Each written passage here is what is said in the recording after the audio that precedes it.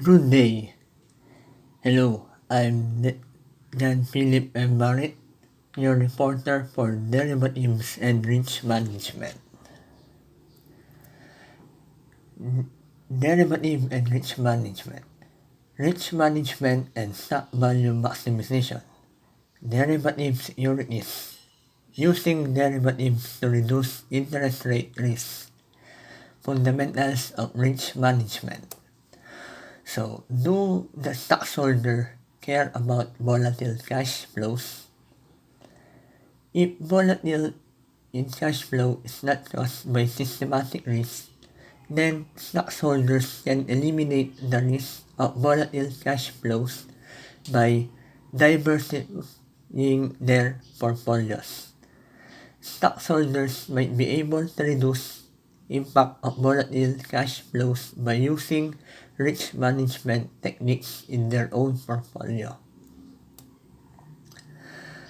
How can risk management increase the value of a corporation?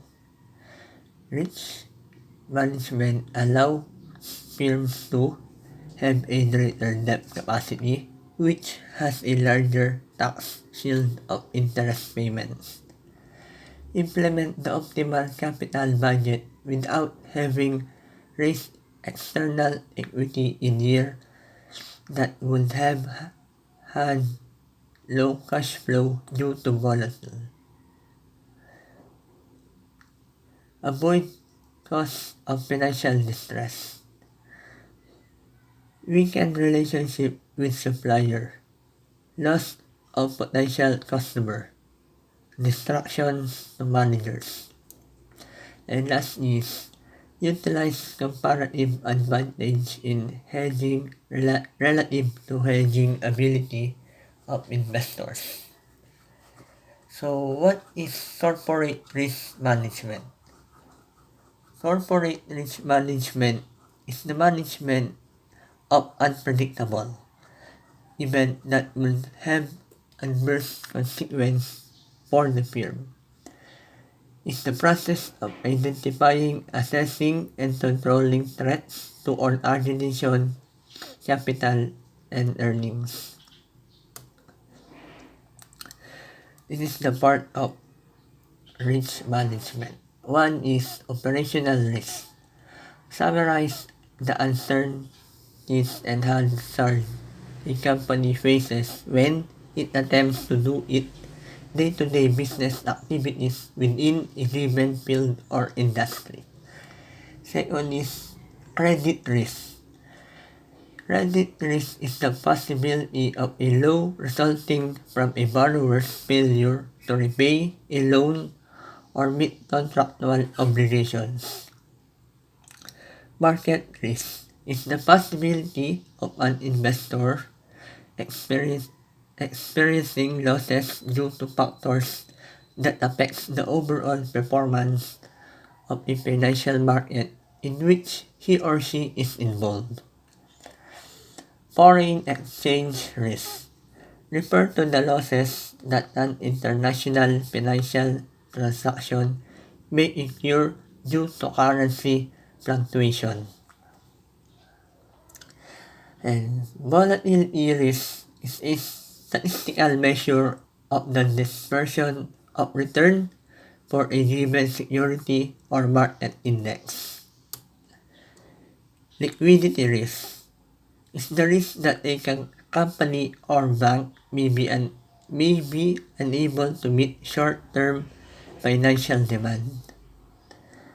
Inflation risk, also called purchasing power risk, is the chance that the cash flow from an investment won't be worth as much in the future because of the changes in purchasing power due to inflation.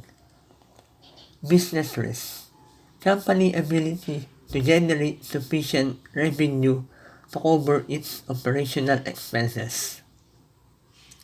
Legal risk, the risk associated with the impact of a defect in documentation on cash flow or debt service. Reputation risk is a threat or danger to the good name or standing of a business or entity. So what are the three steps of corporate risk management? Step 1 is identifying the risk faced by the firm. Step 2, measure the potential impact of the identified risk. And step 3, decide how each relevant risk should be dealt with. So what are some actions that company can take to minimize or reduce risk exposure? First is transfer risk to an insurance company by paying periodic premiums. 2 is to transfer functions with produced risk to third parties. Next is purchase derivative contract to reduce input and financial risk. Take action to reduce the probability of occurrence of adverse events. Take actions to reduce the magnitude of the loss associated with adverse events.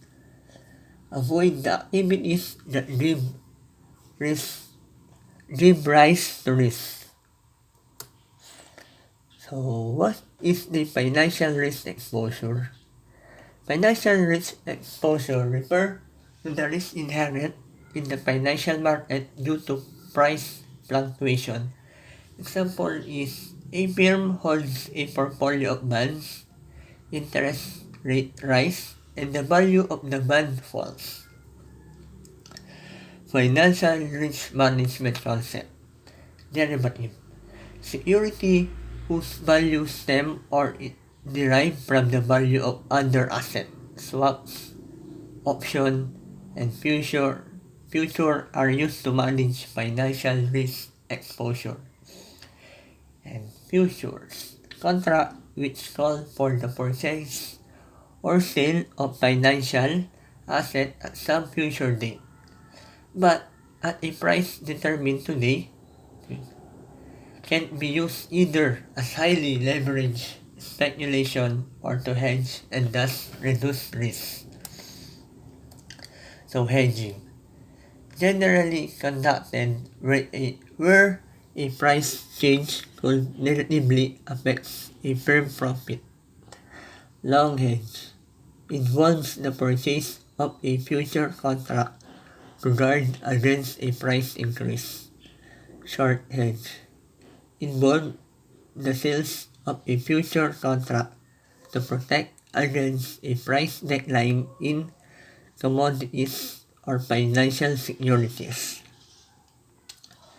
Swap involves the exchange of cash payment obligation between two parties, usually because each party refers the term of other debt contract. Swap can reduce each financial risk. And how can commodity future market be used to reduce input risk management? The purchase of a commodity future contract will allow a firm to make a future purchase of an input at today's price, even if the market price on the item has been raised substantially in the interim.